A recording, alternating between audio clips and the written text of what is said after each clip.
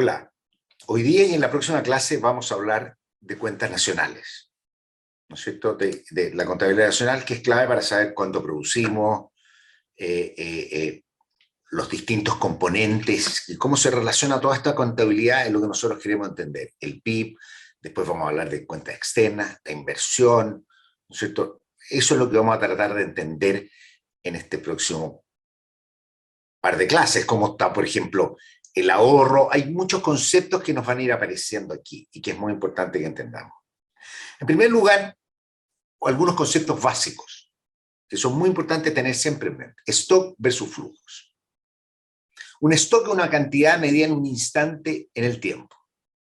Por ejemplo, la cantidad de plata que tengo en mi billetera, algún depósito que tengo, mis ahorros, mis activos, la cantidad de partes y piezas que tengo en una bodega, ¿no es cierto? Un inventario donde tengo equipamiento para maquinaria, la maquinaria que tengo, las propiedades que tengo. Todo eso son stocks, solo uno dice lo que hay en un momento. En una hoja de balance nosotros ponemos en activo y pasivo. El flujo es una cantidad que tiene solo sentido en intervalo de tiempo. Para una empresa, los ingresos por ventas durante un año. Lo que el país produce en un trimestre, en un año. Por eso siempre uno tiene que señalar cuál es el intervalo de tiempo que está tomando en cuenta. Ese es el flujo. El consumo, lo que yo consumo, ¿no es cierto? Lo que una economía invierte, lo que importo, todo eso son variables de flujo que tienen sentido solo en una dimensión temporal. Ahora, es importante entender, si yo tengo un stock a un principio de un periodo, en un momento dado, T1, y después tengo otro stock en T2, la misma variable ha cambiado el stock, es porque hubo un flujo. Si yo tengo cierta cantidad de plata en mi billetera, no tiene ni un interés macro eso, pero a finales, un mes después tengo otra cantidad de plata, es porque hubo un flujo hacia la billetera, ya sea de entrada, se aumentó la cantidad, o de salida. En el fondo, si yo tengo, digamos, un stock aquí, en T, un stock, ese stock, como está explicado acá, ¿no es cierto? Ese stock, a principios del periodo T, yo termino con un stock ST más 1 a principios del siguiente periodo. Es bien importante notar que ST no es el stock del periodo T, es el stock en el instante inicial de T. Ese T más 1 es el stock en el instante inicial T más 1. Esa es la convención que vamos a usar. A veces la gente mira parte y dice, no, a los finales, es cosa de convención. Y este es el periodo T, y aquí hay un flujo T. Durante todo el periodo, ese flujo T, que aumentó o disminuyó el stock. Esto va a ser muy importante cuando tratemos de relacionar inversión con capital. Es como uno de los componentes más importantes. O la deuda de un gobierno. La deuda de un gobierno, ¿qué va a hacer? Parte con una deuda, termina con otra deuda. ¿Cuánto fue el endeudamiento positivo o negativo? Lo que le faltó, su déficit o superávit. Por eso es bien importante tener en claro esto.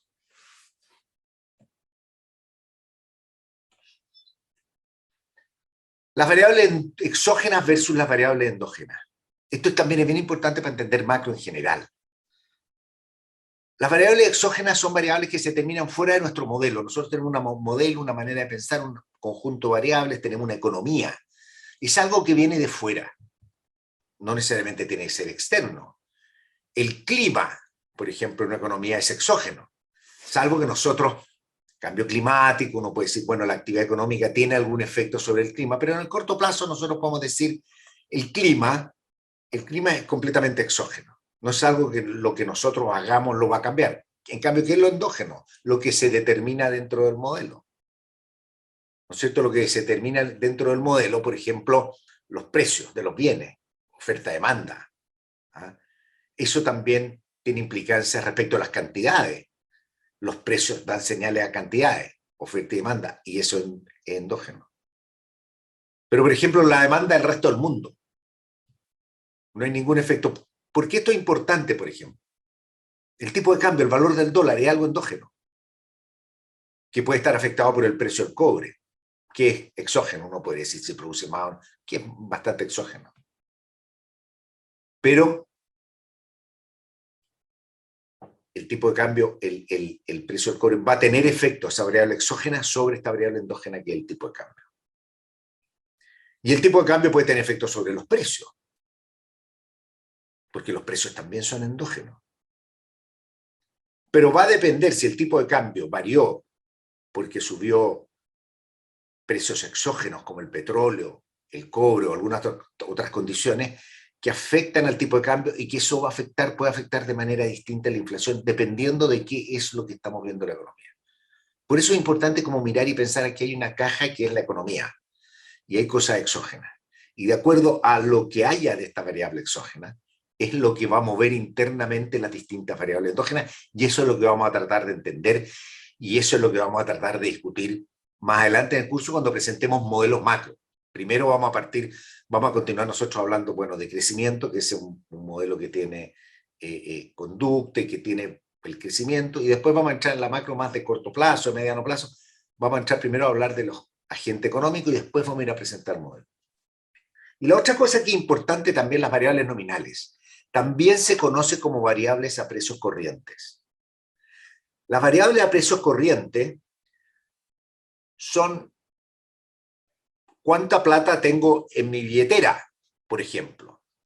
Bueno, entonces nosotros podemos decir cuánta plata tengo hoy día en mi billetera. Es una variable nominal. A fines de año puede haber una inflación de 10%. El poder de compra de ese dinero es distinto. Por lo tanto, a mí me gustaría saber también cuánto es la variable real, cuánto tengo yo ajustado por inflación. Es decir, si tenía 100, voy a haber perdido en capacidad de compra, porque eso vale 10% menos, voy a haber perdido 10%. Entonces, vamos a esto a discutirlo con mucho más detalle, pero es para que lo tengan en mente. Stock, flujos, los modelos tienen variables exógenas, endógenas, eso nos va a ser mucho más importante hacia adelante, ¿no es cierto? Porque va a ser más importante hacia adelante porque, como dice aquí, además, la contabilidad nacional no vamos a separar qué es endógeno y exógeno, ¿no es cierto? Pues es contabilidad. La contabilidad nacional no representa causalidad.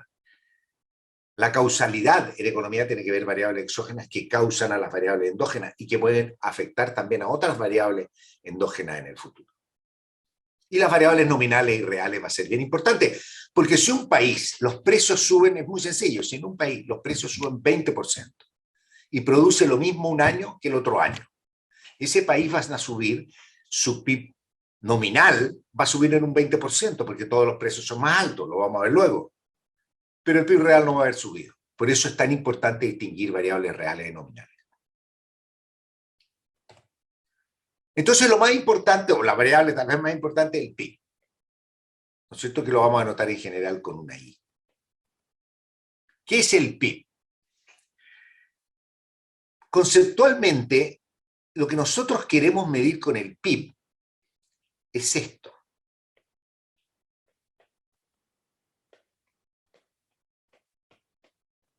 La producción agregada de la economía. Todo lo que el capital y el trabajo producen. Eso es lo que nosotros queremos ver. Lo vamos a ver en crecimiento, lo vamos a ver siempre. Pero los factores de producción son los que generan la producción. De repente la producción cae porque hay desempleo, hay menos empleo. Esas cosas las vamos a discutir. Pero conceptualmente eso es lo que nosotros queremos saber. ¿Cuánto es lo que produce esta economía? Con los factores capital y trabajo. Eso es lo clave que vamos a tratar de entender. El PIB se define como el valor de mercado de todos los bienes y servicios finales producidos dentro del territorio de un país durante un periodo determinado. Vamos viendo. Valor de mercado es porque nosotros le vamos a poner precios, los precios de mercado, lo que valora la economía, eso. No tiene connotación social, pero es el valor de mercado, lo que uno puede comprar y transar los distintos bienes. Todos los bienes y servicios, ¿no es cierto? Tal vez nosotros estábamos acostumbrados a ver bienes, ¿no es cierto? frutas, pero también hay servicios médicos, ¿no es cierto? Servicios profesionales, comercio tiene mucho de servicio.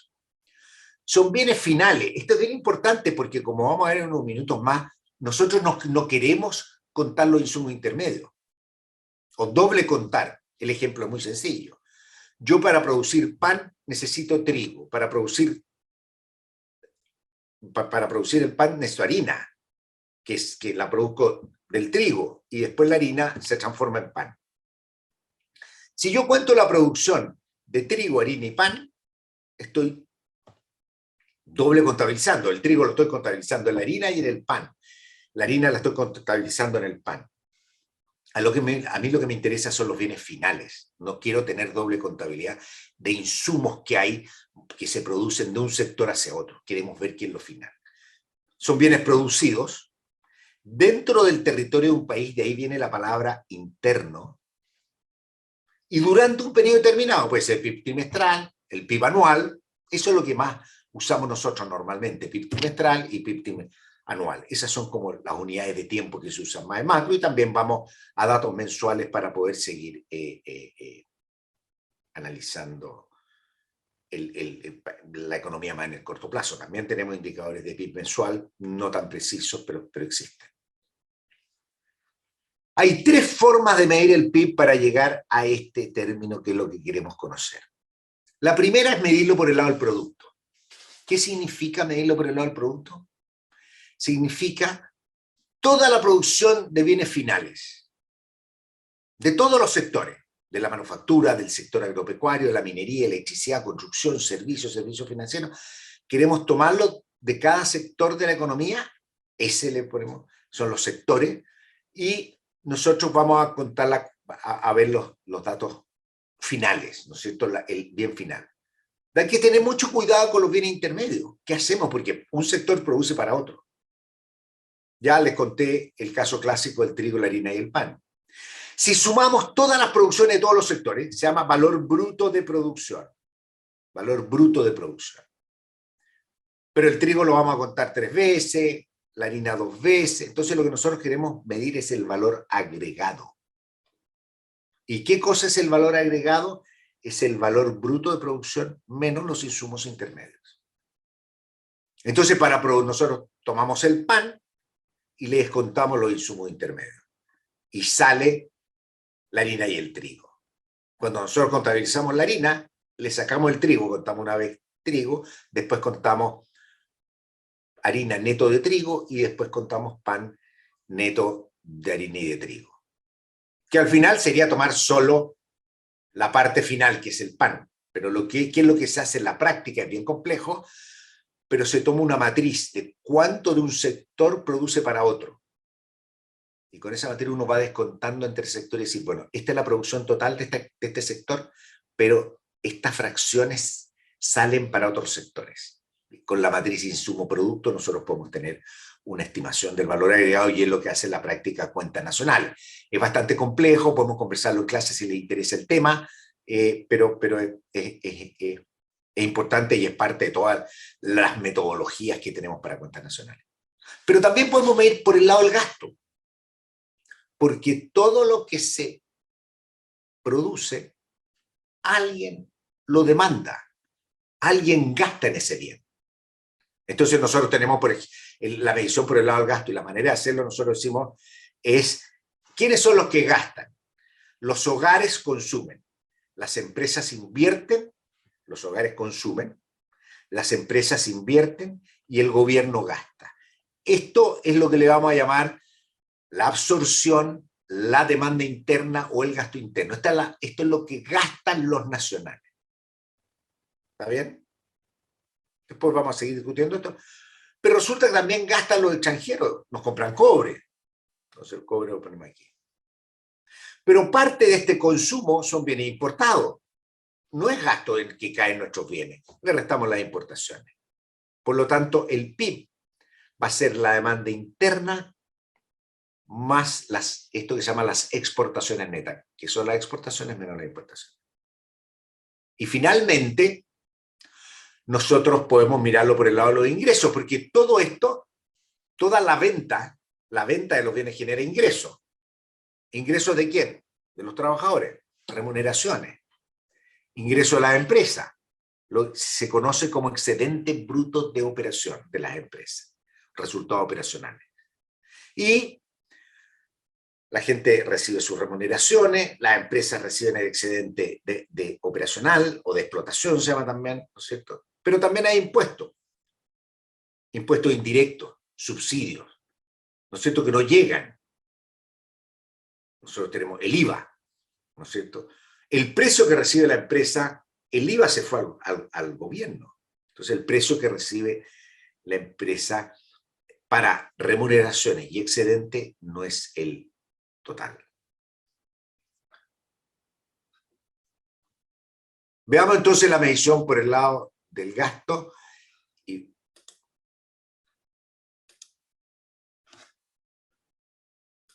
vamos a ver la producción por el lado del gasto. Tengo un poco oscuro, así que...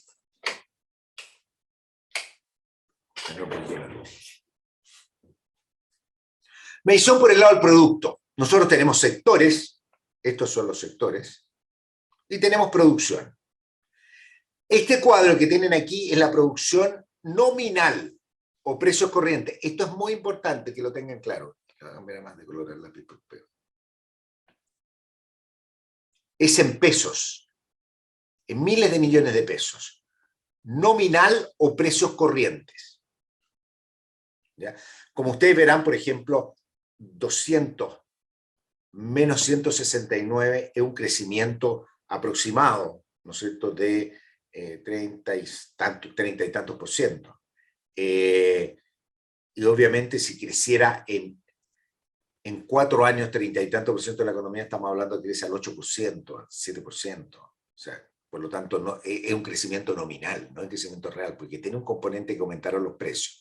Pero una manera sencilla de verlo, pero hay que tener que al comparar el nominal, nosotros estamos comparando el valor de la producción en precios corrientes. No lo ajustamos al mismo poder adquisitivo. ¿Ya? Eso es importante. Y aquí están todos los datos de los sectores en Chile, ¿no es cierto? Vamos a...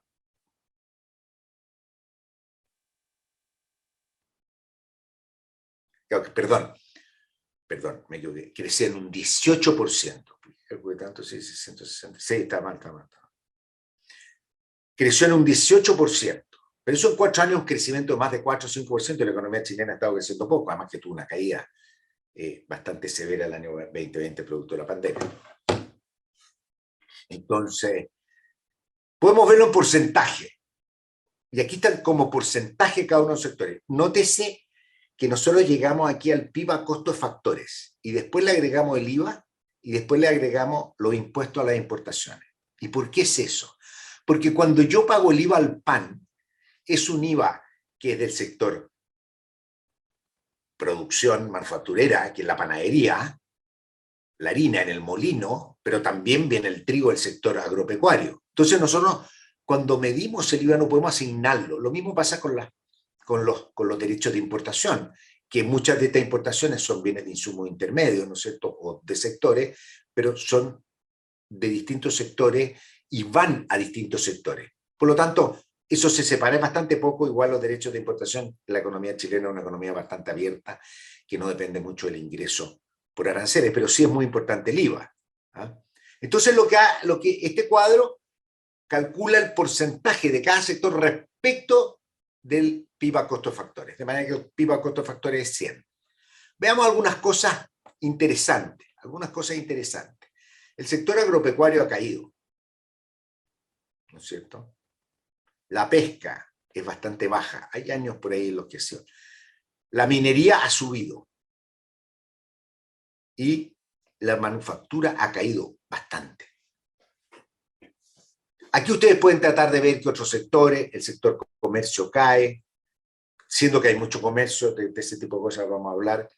Servicios personales se han mantenido, los servicios financieros han subido, una economía con mucho más intermediación financiera, suben los servicios financieros. Algunas observaciones respecto al cobre, respecto a la minería. Esto, como está a precios corrientes, depende mucho del precio del cobre.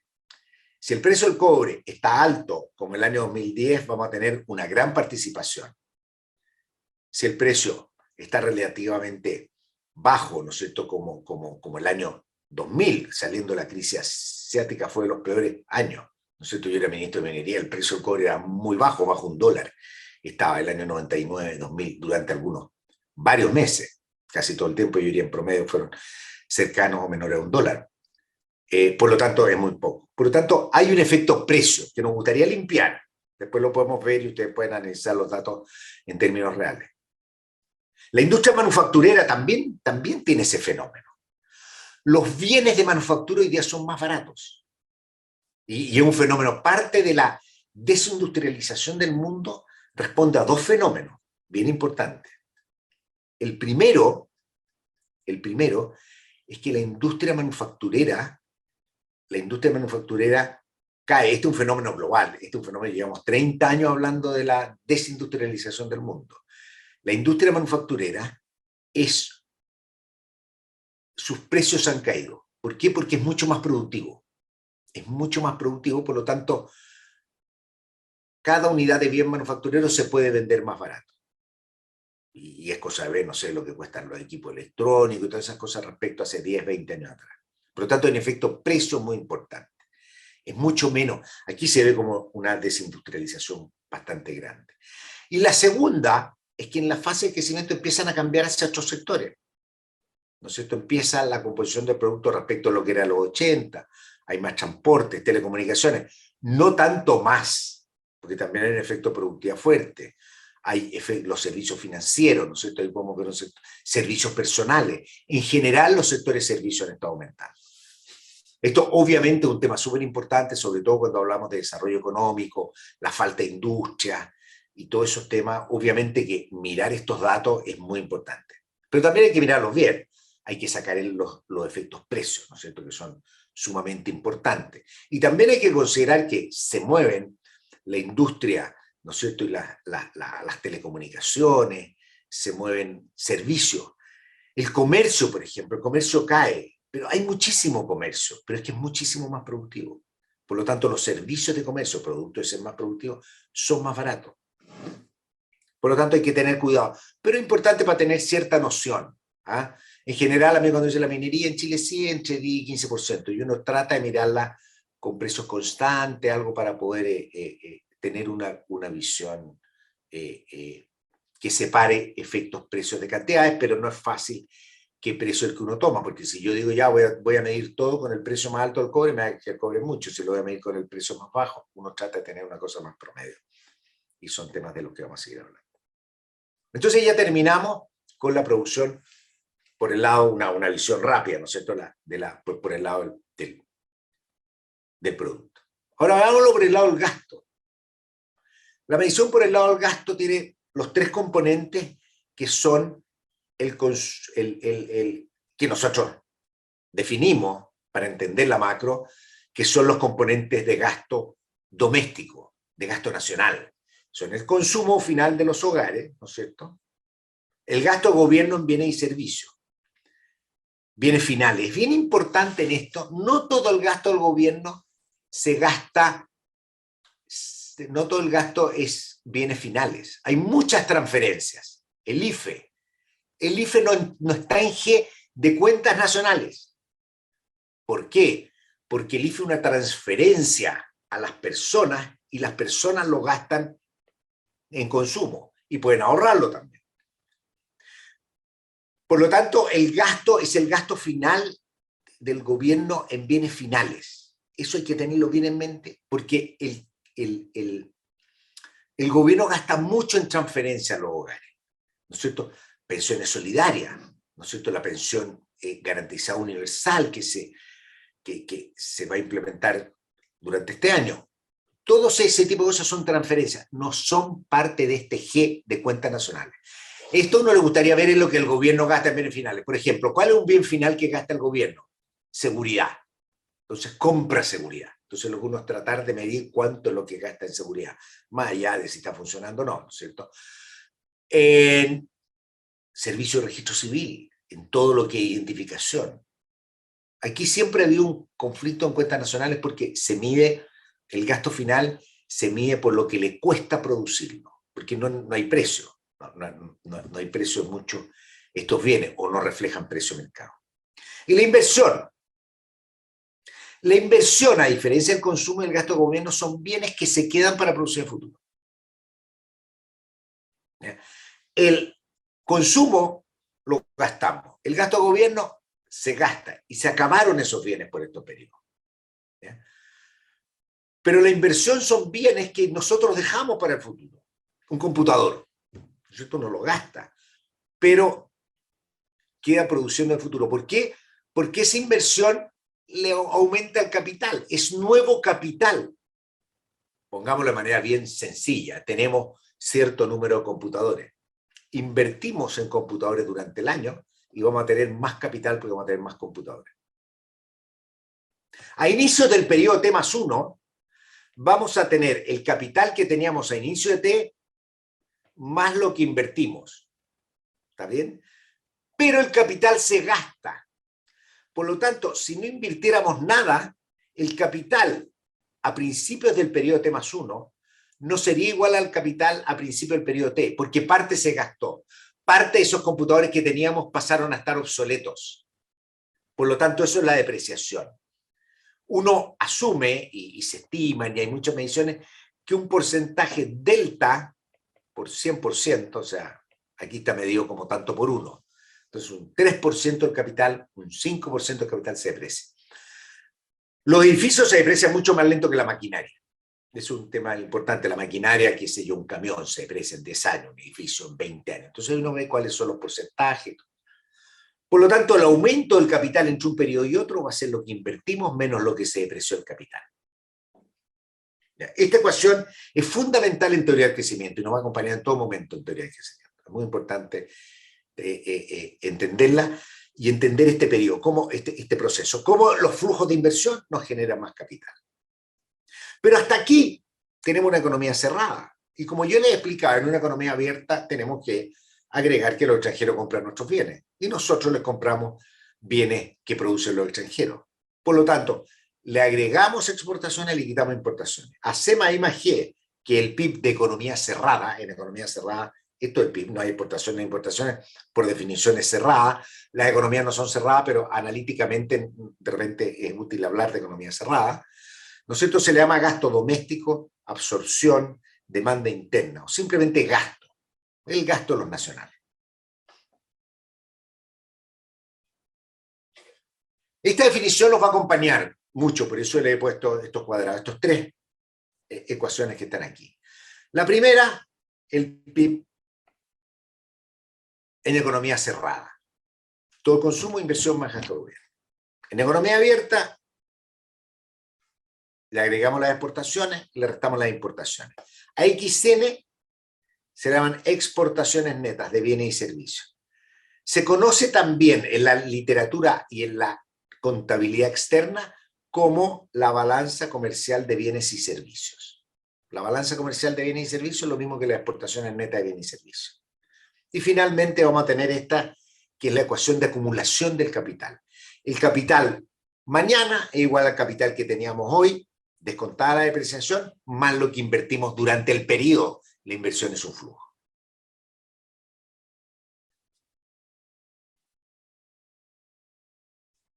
Aquí hay algunos datos, ¿no es cierto?, cómo se definen cuentas nacionales.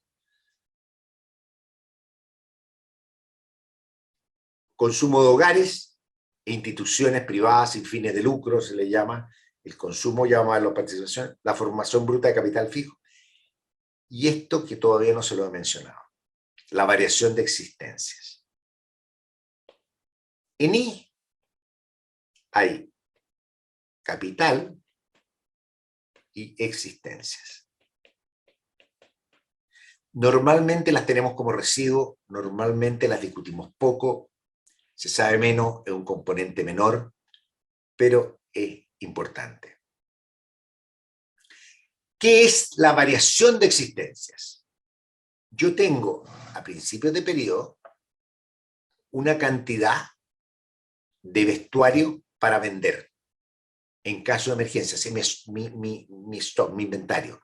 Yo siempre quiero tener un 2% de mis ventas como inventario. ¿Por qué? Porque de repente me demandan mucho y si no tengo un problema, no me van a comprar más a mí. Entonces, siempre todos usamos, y esto es inventario, ¿cierto? Básicamente para absorber incertidumbre. Si no hubiera ninguna incertidumbre, no habría inventario. Pues tenemos inventario. Tenemos inventario también de insumo intermedio, por si se nos agotan, por si de repente tenemos repuestos, ¿no es cierto? Porque se nos pueden en algún momento faltar. Entonces, no queremos. La versión de inventario, como ven ustedes, es un número relativamente pequeño, pero que tiene sus fluctuaciones. El año 2020, ¿qué ocurrió? Hubo una caída de los inventarios. Porque son bienes que se dejan para el futuro, no para producir, pero sí para vender en el futuro. Yo compro, ¿no es cierto? Yo compro repuestos, digamos, yo compro vestuario y lo guardo para tenerlo en caso de emergencia. Pero de repente me demandan mucho. ¿Por qué las existencias cayeron durante la pandemia? Porque la producción estuvo más trabada y había más demanda por bienes, por lo tanto hubo que desacumular existencias. Ahí está el valor del consumo del gobierno, las exportaciones, las importaciones, y el valor del producto, que es exactamente el mismo que vimos delante, pero medido por el lado del gasto. Esto es exactamente lo mismo que vimos hace unos minutos atrás aquí, el mismo número acá abajo. Pero aquí lo medimos por sectores y acá lo medimos por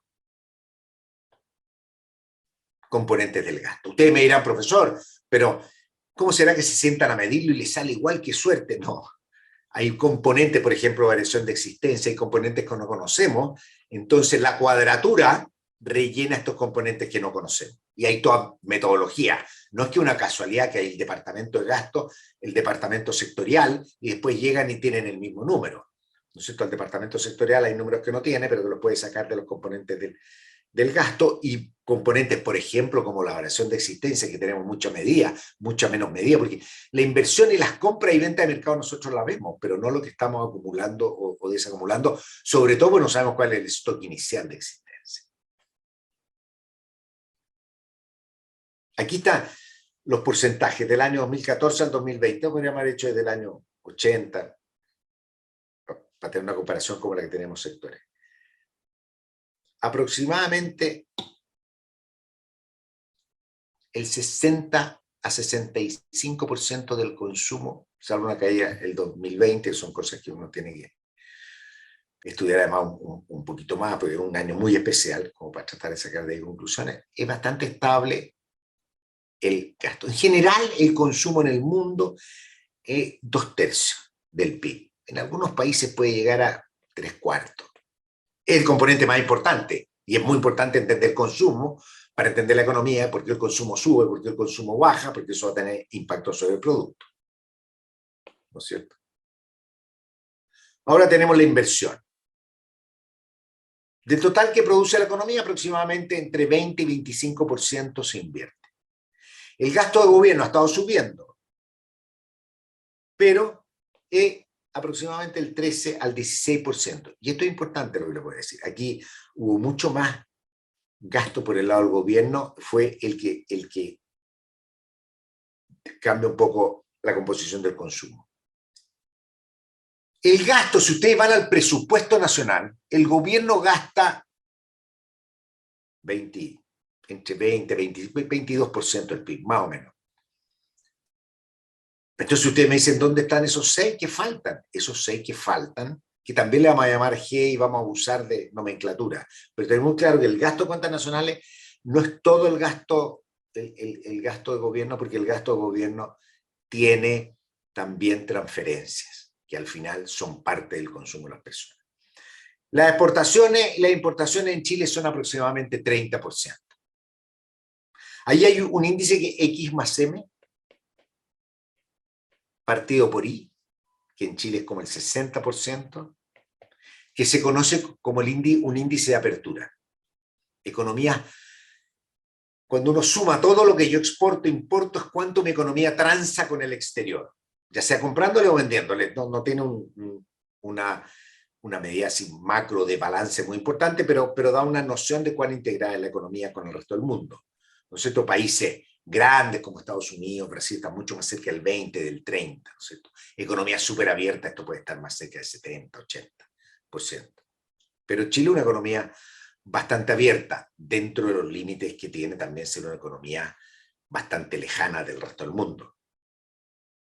Entonces, ese es un índice importante de apertura. Hola, tuve algunos problemas con la grabación de la segunda clase en esta parte final, que es solamente esta lámina, así que la vamos a pegar con el resto de la clase. Vimos la medición del PIB por el lado de los ingresos, perdón, por el lado del producto, por el lado del gasto, y ahora vamos a ver por el ingreso. Todo lo que se produce se gasta, ¿no es cierto? En consumo, inversión, inventario, gasto de gobierno y exportaciones netas. Todo lo que se produce lo medimos, pero toda la venta de productos genera ingresos. Genera ingresos que van a tres componentes. Impuestos sobre la producción, ¿no es cierto? El IVA, ¿no es cierto? Un caso muy importante para nosotros. Entonces, son impuestos sobre la producción que no llegan de ingreso a la empresa. ¿Para qué? Para pagar a los asalariados y para pagar la renta del capital. Aquí le vamos a llamar excedente bruto de explotación. Ese es el término que se usa, o excedente bruto de operación, es el nombre que se usa en cuentas nacionales. No se dice remuneración a los asalariados y remuneración al capital, porque esto es más que el capital, y eso es lo que quiero explicar. Nosotros lo que estamos es midiendo F de K, L. I. Entonces nosotros decimos, esto medimos la producción, esto genera un ingreso al capital y genera un ingreso al trabajo. Pero también existen utilidades extranormales. Si nosotros tenemos, ¿no es cierto?, una función de producción tradicional, Cobb-Douglas, que la vamos a ver más en detalle en la parte de K elevado a alfa, L elevado a 1 menos alfa. Nosotros tenemos que alfa del ingreso, una proporción alfa por ciento del ingreso, se debiera ir al capital. Y 1 menos alfa al trabajo. Perdón, al trabajo estamos usando la L. Pero eso supone que hay retorno constante a escala y también supone que hay retornos constantes a escala y supone que hay competencia. Pero si no hay competencia, el capital va a recibir una remuneración por encima, ¿no es cierto?, de la remuneración tradicional, que es la productividad marginal del capital, ¿no es cierto? Nosotros deberíamos tener RK, esos son los ingresos del capital, WL, los ingresos del trabajo. Pero como podríamos tener nosotros aquí utilidades extranormales, utilidades monopólicas, viene del puro monopólico. Entonces, eso es lo que nosotros tenemos aquí. Aquí tenemos el Producto Interno Bruto, que obviamente es el mismo que hemos visto en las láminas anteriores, para los años 2016 al 2019.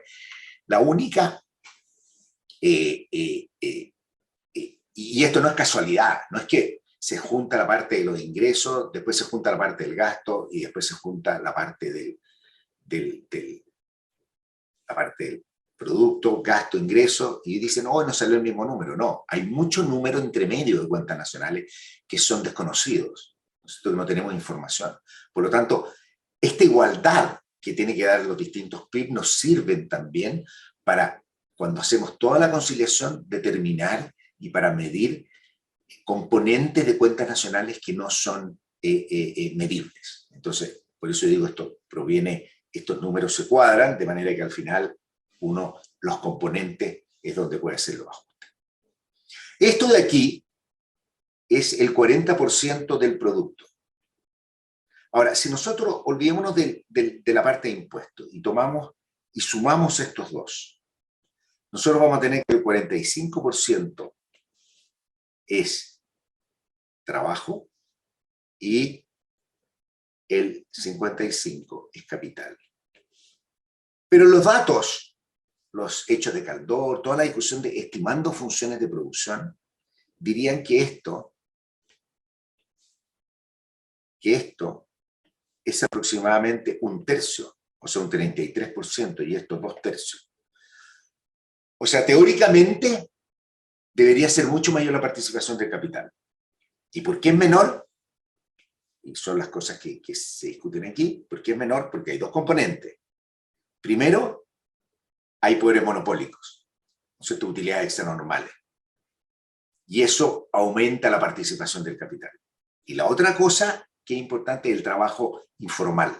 Toda la actividad informal no la podemos medir como remuneraciones, ¿no es cierto? Por lo tanto, lo que nosotros tenemos es que el trabajo informal pasa a ser parte del excedente bruto de explotación por un problema de medida, porque no tenemos las remuneraciones. Mientras mayor es la economía informal, mayor va a ser el componente excedente bruto de explotación, sacando de la parte de la remuneración al trabajo, que la estamos midiendo como remuneración a los asalariados.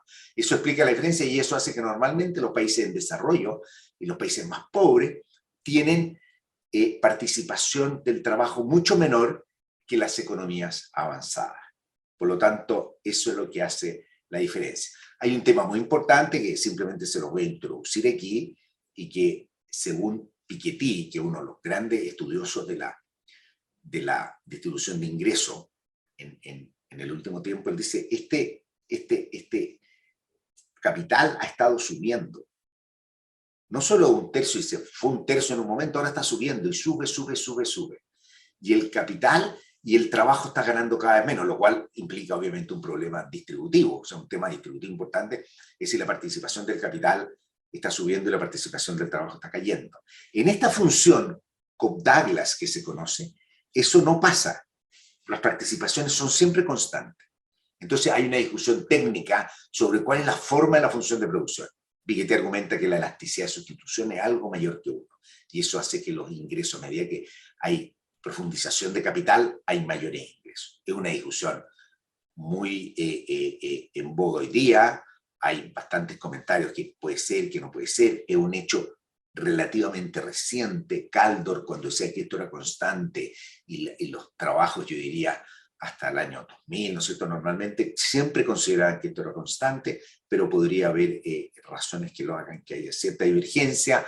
Hay un problema muy complicado de cómo contamos el ingreso al capital. Quienes dicen que hay un error en el argumento de Piketty es que está considerando como ingreso al capital todo lo que ha sido la ganancia por el lado de las viviendas. O sea, que ha sido simplemente el problema del gran aumento en el precio de las viviendas lo que está explicando esa mayor participación del capital, pero no que el capital productivo de las empresas esté ganando más. Es una discusión que es larga, a alguien le puede interesar, obviamente le puedo dar referencia, pero eso es lo importante. La próxima clase vamos a terminar con la medición del producto y vamos a hablar más de cómo son las mediciones del producto en la práctica. Así que nos vemos en la próxima clase y espero que esta parte de la grabación se haya corregido. Chao.